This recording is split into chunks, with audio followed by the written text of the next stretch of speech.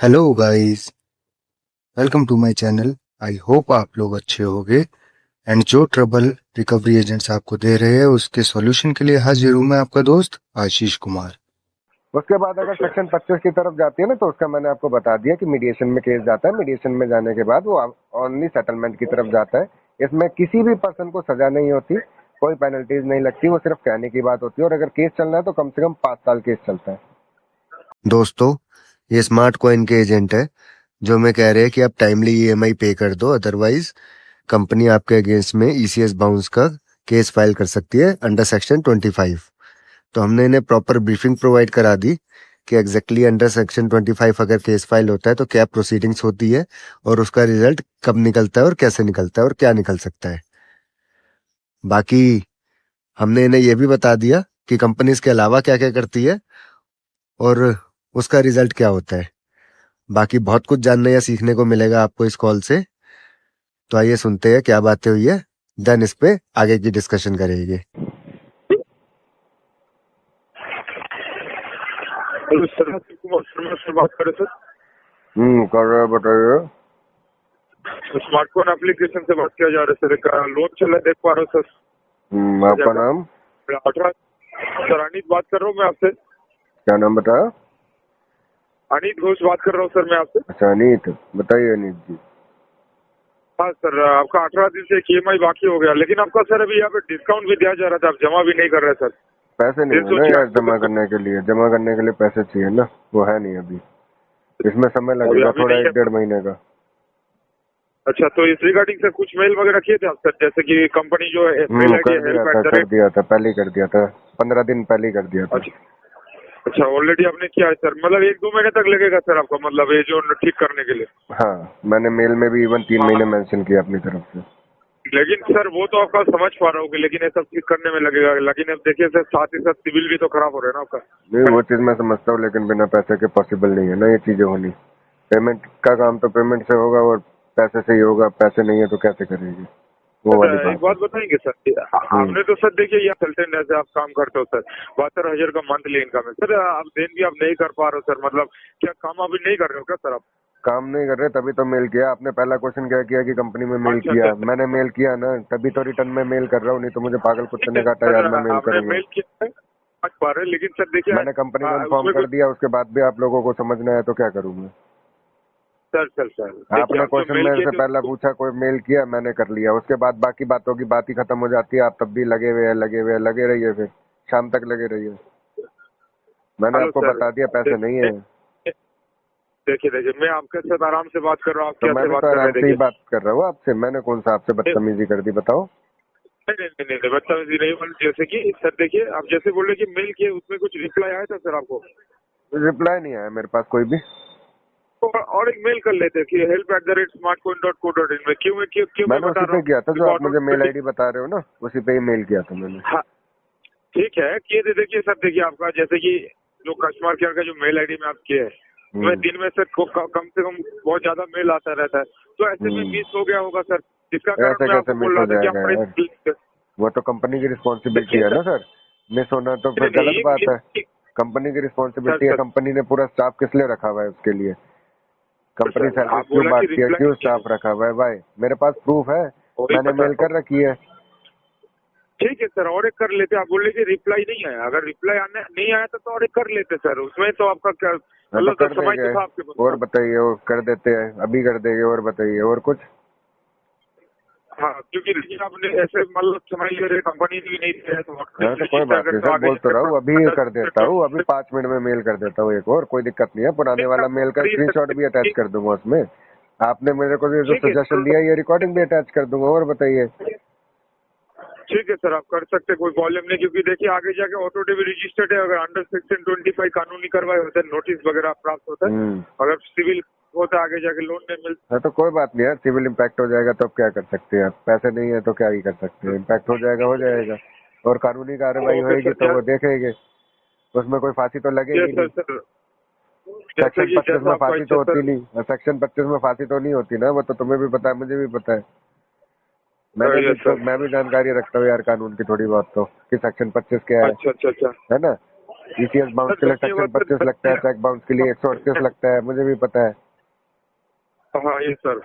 फिर तो कैसे जैसे आपको बताना तो सर मैंने बताया, मुझे आपकी ये भी तरफ से भी पता है आपने कि बताया। मुझे ये भी पता है कि ये जो सेक्शंस लगते हैं ये आफ्टर एनपीए लगते हैं, उससे पहले नहीं करती कंपनी।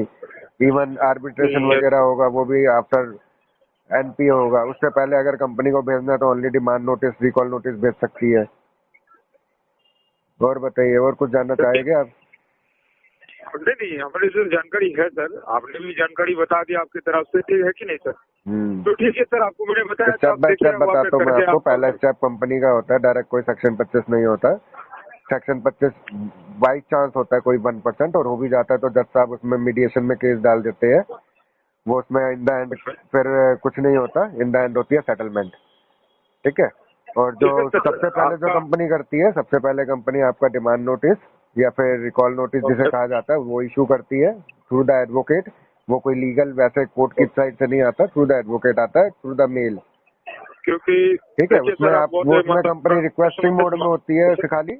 वो एक रिक्वेस्ट की जाती है कि विद इन, पहले मेरी बात पूरी होने दीजिए, मेरी बात पूरी हाँ होने बोलिए दीजिए। बोलिए उसमें बोलिए जो बोलिए। एडवोकेट होता है उसमें 15 डेज का टाइम पीरियड देता है कस्टमर को कि 15 डेज के अंदर अंदर आप अपने इस पेमेंट को डिपॉजिट कर दीजिए। अगर कस्टमर उस पे 15 दिन के बाद भी पेमेंट को डिपॉजिट नहीं कर पाते हैं तो उसके बाद सेकंड मंथ में या थर्ड मंथ में जाकर एनपीए से पहले एक और नोटिस इशू किया जाता है। और आफ्टर अच्छा एनपीए अगर कंपनी चाहे तो आर्बिट्रेशन नोटिस इशू कर सकती है। आर्बिट्रेशन होती है, बट जो कंपनीज होती है वो आरबीआई या फिर हाई कोर्ट की गाइडलाइंस को फॉलो नहीं करती है, सुप्रीम कोर्ट की गाइडलाइंस को फॉलो नहीं करती है, अपनी मनमर्जी चलाती है आर्बिट्रेशन में। तो उसके अगेंस्ट में हम एक नोटिस इशू करेंगे, आर्बिट्रेशन नन एंड वॉइड हो जाएगी। उसके बाद अगर अच्छा सेक्शन 25 की तरफ जाती है ना तो उसका मैंने आपको बता दिया कि मीडिएशन में केस जाता है। मीडिएशन में जाने के बाद वो ओनली सेटलमेंट की तरफ जाता है। इसमें किसी भी पर्सन को सजा नहीं होती, कोई पेनल्टीज नहीं लगती, वो सिर्फ कहने की बात होती है। और अगर केस चलना है तो कम से कम 5 साल केस चलता है। और कुछ ठीक है जानकारी सर, चाहिए बता आपको? दिया मैंने। नहीं मैं जानकारी नहीं, जो आपको बताना था मैंने भी बताया, आपकी आप तरफ से भी आपने भी एनपीए बताया, तो देखिए sir. NPA return of V1 V2 तो छोड़ दीजिए। अगर केस चलाने पे इंसान आ जाए ना, बंदा आ जाए, तो वो V5 तक चला जाएगा। विंटेज 5 में जाके केस सेटल होएगा 5% 10% में फिर। Okay sir. ठीक है। तो यार इन ओके चीजों को सर। लेकर मत बोला करो कस्टमर को। आजकल कस्टमर जागरूक हो गए यार, किसी को पता होती है सारी चीजें, अच्छा सब पढ़े लिखे हैं। अच्छा पहले वाला टाइम नहीं रहा यार जो तुम इन सब चीजों से किसी को डरा लोगे। अब कस्टमर तुम्हें सामने से बोल रहा है कि मुझे 1-1.5 महीने का समय लगेगा, तो उन्हें ये सब चीजें बोलने से क्या होगा? ये हो जाएगा, वो हो जाएगा, सेक्शन 25 हो जाएगा। ठीक है क्या हो सर। जाएगा यार सेक्शन 25 से? एक मिनट सर, देखिए आप जैसे कि बोला 1-2 महीने का समय लगेगा, तो मैं इसलिए बोला आपको एक बार मेल करिए हाँ तो सर। मैं वही वहाँ तो से बता यदि रहा हूँ यार। वो तो मैंने आपको हाँ पहले ये बताया कि मेल मैंने कर दी अपनी तरफ से। मैंने ये भी बोला आप कह रहे हो दोबारा कर दो, मैंने कहा दोबारा कर देता हूँ। ओके हाँ मतलब ओवर मत बोला करिए ना, उतना बोला करिए जो आप लोग बोल सकते हो या कर सकते हो, ओके, है ना? तो कर सकते हैं सर। ठीक है सर, जो हाँ तो आपको कर बताया सकते हो, तो मैंने कर विदाउट सकते हैं। एनपीए सेक्शन 25 कर सकते हो। कर दो, मेरे पे कर दो, मैं रेडी हूँ करवाने के लिए। सेक्शन 25 का मेरे पे कर दो, मैं पे नहीं करता। और बताओ। हाँ, सर मैं आपको क्या बोला सर, आप मेल करके देखिए, वहाँ से समय दिया जाता है तो आप एक्सटेंड कर सकते समय हैं दिया सर। जाएगा या नहीं दिया जाएगा, हम समय को कंज्यूम करेंगे। और बताओ सर, अच्छा अगर कंपनी की तरफ से ये मेल आ जाता है ना कि हमारी कोई ऐसी पॉलिसी नहीं है, अच्छा सर, अगर आप हमारी कोई आपका ऐसी फॉलो पॉलिसी करिए। नहीं है तो हम कंज्यूम कर लेंगे टाइम, क्योंकि हमें टाइम चाहिए, ओके ओके ओके सर, है ना? तो फिलहाल धन्यवाद आप इस सर। केस पे आप आरटीपी डाल दो। आरटीपी डाल के आपको डिस्पोजिशन में इसमें फंड इश्यूज मेंशन कर देना है। ठीक है? Okay sir, thank you sir. ठीक है जी। तो सुना आपने दोस्तों, जब इनके समझ में आ गया कि सामने जो कस्टमर है उसको सब पता है और सारी नॉलेज है, तो ये हाँ जी सर, ओके सर पे आ गए। तो आप लोगों को भी कुछ ऐसी बात करनी हो, डरने या घबराने की जरूरत नहीं है। अगर कोई एजेंट आपको लीगल की धमकी देता है या कोई बैंक या एनबीएफसी आपको नोटिस फॉरवर्ड करती है, तो उस केस में आपको डरने की जरूरत नहीं है। सबसे पहले आप शांति से उस नोटिस को चेक करिए। अगर वो डिमांड नोटिस या रिकॉल नोटिस है तो वो थ्रू द एडवोकेट फॉरवर्ड किया जाता है। आपको एक तरीके से इन्फॉर्म किया जाता है कि हम आपके अगेंस्ट में लीगल एक्टिविटीज कर सकते हैं, आप 15 दिन के अंदर अंदर अमाउंट को पे कर दीजिए। अगर आपके पास अमाउंट है तो आप भर दो, अदरवाइज आप उस नोटिस को इग्नोर कर सकते हो। बट इन केस आर्बिट्रेशन का नोटिस आपको रिसीव होता है तो आप हमसे कांटेक्ट करिए, हम उसका जवाब आपको बना के देंगे। उसका जवाब देने से वो आर्बिट्रेशन नल एवॉइड हो जाती है। क्योंकि जो भी कंपनीज या ये बैंक्स होते हैं, ये आरबीआई की गाइडलाइंस को या सुप्रीम कोर्ट की गाइडलाइंस को नजरअंदाज करके आर्बिट्रेशन करने की कोशिश करते हैं। अब ग्राहक को कई बारी जानकारी नहीं होती है, जिसका ये फायदा उठाते हैं, और अवार्ड पास कराने के बाद कई बार ग्राहक की सैलरी को अटैच कर लिया जाता है। तो उस चीज को रोकने का सबसे बढ़िया तरीका ये है कि हम टाइमली इन्हें रिस्पॉन्स कर दें।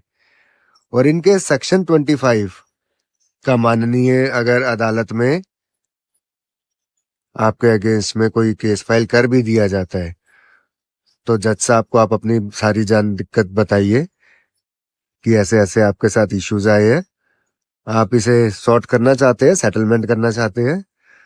आपको टाइम दे देते हैं 3 से 6 महीने का, मीडिएशन में आपका केस डाल दिया जाएगा, या फिर आउट ऑफ द कोर्ट भी आप इसको सेटल कर सकते हैं। सेटलमेंट होने के बाद आपका केस बैंक या एनबीएफसी की साइड से वापसी ले लिया जाता है। तो दोस्त पैसे अवेलेबल है तो आप इन्हें दे दो और इनसे अपना पीछा छुड़वा लो। बट इन केस अगर आपके पास पैसे नहीं है तो टेंशन लेने की जरूरत नहीं है, डरने की जरूरत नहीं है, घबराने की जरूरत नहीं है। आपका भाई, आपका दोस्त आशीष कुमार हमेशा आपके साथ खड़ा है, हर लड़ाई में, हर मुश्किल में। तो बाकी अगर वीडियो इन्फॉर्मेटिव लगी हो या कुछ जानने या सीखने को मिला हो तो वीडियो को लाइक करें, चैनल को सब्सक्राइब करें, ज्यादा से ज्यादा शेयर करें। और अगर आप हमसे कांटेक्ट करना चाहते हो तो आप हमें व्हाट्सएप कर सकते हो। हमारा व्हाट्सएप नंबर है 9643068076। और अगर आप हमें मेल करना चाहते हो तो आप हमें मेल भी कर सकते हो। हमारी मेल आईडी है settlementexpert48@gmail.com। अगर वीडियो इन्फॉर्मेटिव लगी हो तो वीडियो को लाइक करें, चैनल को सब्सक्राइब करें, ज़्यादा से ज़्यादा शेयर करें। एंड अगर आप हमसे कांटेक्ट करना चाहते हो तो डिस्क्रिप्शन बॉक्स में दी गई मेल आईडी पर कांटेक्ट कर सकते हो।